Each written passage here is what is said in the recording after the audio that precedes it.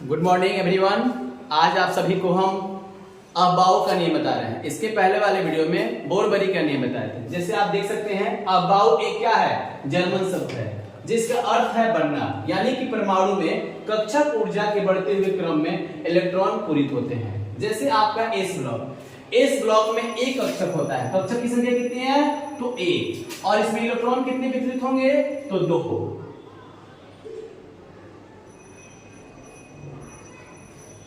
P block जिसमें कितने electron हैं? तो 6, और इसके कक्षक कितने हैं? तो 3। जैसे आपका 1 2 3, फिर 1 2 और 3। डी ब्लॉक में आपके कितने इलेक्ट्रॉन हैं? तो 10। कक्षक कितने हैं? तो 5। 1 2 3 4 5। एक बढ़ते हुए क्रम में हम दिखा देंगे और एक हम नीचे से क्लियर कर देंगे। ए ब्लॉक में कितने इलेक्ट्रॉन हैं? तो आपके 14, और कक्षक कितने हैं? तो 7। 1 2 3 4 5 6 और 7। 1 2 3 4 5 6 और 7। यानी कि इस ब्लॉक में हम ज्यादा से ज्यादा 2 इलेक्ट्रॉन भर सकते हैं। पी ब्लॉक में हम 6 इलेक्ट्रॉन भर सकते हैं। डी ब्लॉक में हम 10 इलेक्ट्रॉन भर सकते हैं, और ए ब्लॉक में हम 14। इससे ज्यादा इलेक्ट्रॉन हम नहीं भर सकते हैं।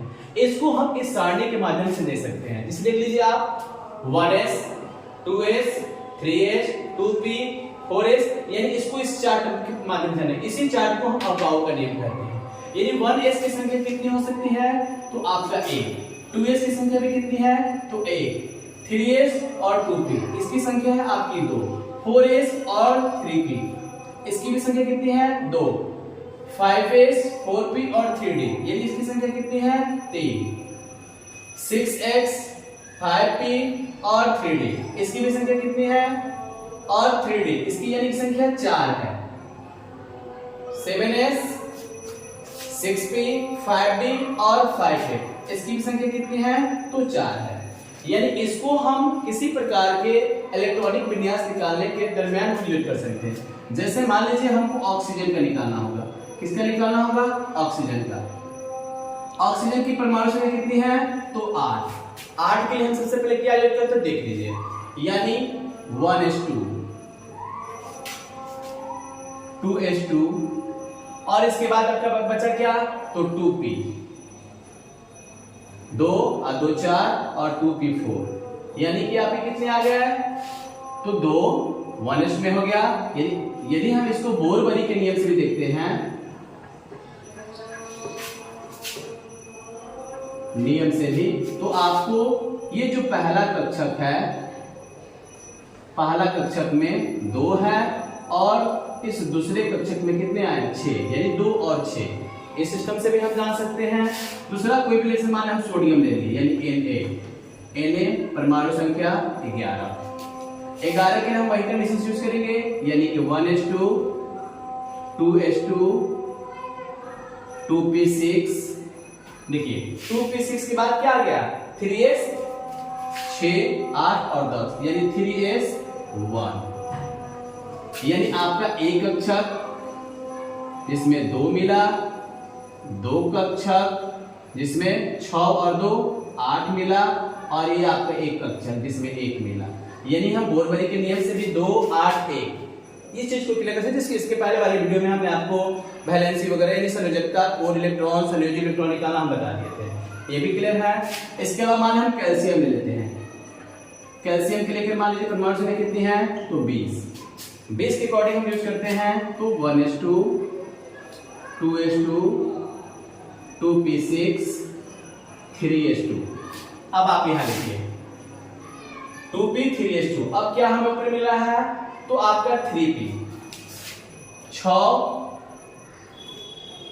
3p 6, 6 और 2 8 8 6 14 2 16 2 18।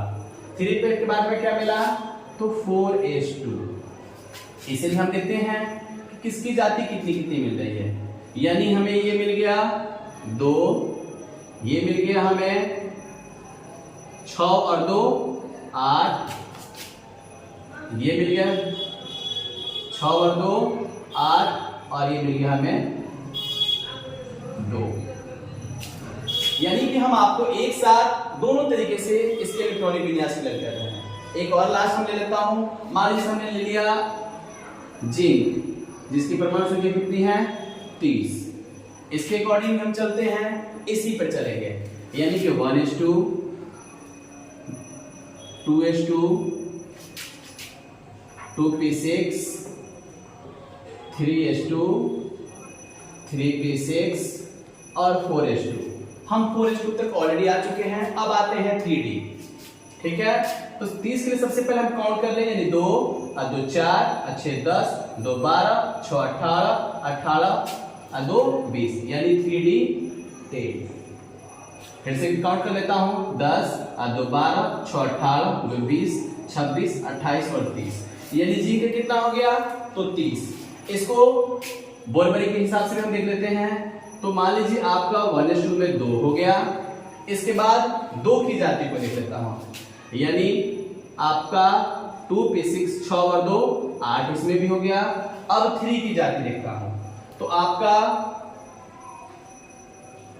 ये और ये 3 मिल जा रहा है, यानी कि आपका 10 और 6 16 और 2 18 और लास्ट में बच के कितना तो 4, यानी कि 2 और 8 10, 18 10 28 और 2 30। यानी ये आप दोनों नियम से आप जान गए, आप बाउ के नियम से भी जान गए और आप बोरबरी के नियम से भी जान गए। इसके अलावा इन 4 टुक में आपको कंफ्यूजन होता है कि इसको कैसे सजाना है, तो इसके लिए भी मैं आपको एक ट्रिक बता दे रहा हूं। इस ट्रिक के लिए हम आपको यही यूज करता हूं।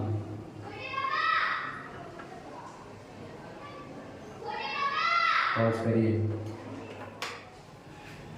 इन 4 को क्लियर करने के लिए हम इस ट्रिक के माध्यम से जान जाते हैं, यानी कि आपका S P D और F। इसके लिए संख्या भी लिख लीजिए 1 2 3 और 4। इस ट्रिक को देख लीजिए S P D F, यानी 1 2 3 4।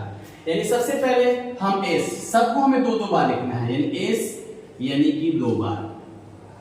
ठीक है, फिर PS, यानी एक बार PS और फिर एक बार PS, फिर D यानी कि D P S D P S।